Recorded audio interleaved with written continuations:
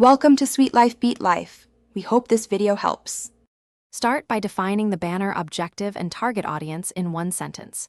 Choose standard sizes like 300x250 or 728x90 and keep files under 160 KB. Set a clear campaign goal, for example clicks, leads, or a 0. 5% target CTR.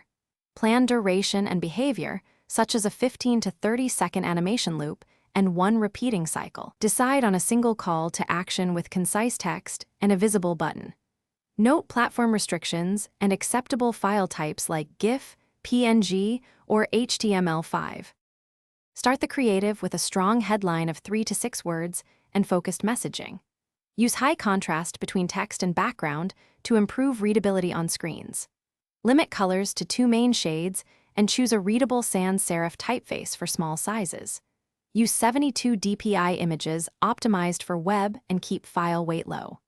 Place a single focal visual element and an obvious button with a short verb like buy or learn. Maintain visual hierarchy and leave breathing space around elements.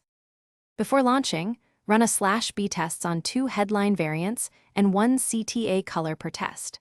Validate the creative across devices and browsers to ensure consistent rendering and no clipping. Check file load performance and aim for load time under 2 seconds with total file size under 160 KB. Deploy to a small audience and monitor CTR, conversion rate, and cost per acquisition daily for 2 weeks. Use results to iterate creative, adjust targeting, and pause underperforming. Thanks for watching. Consider subscribing if we helped you.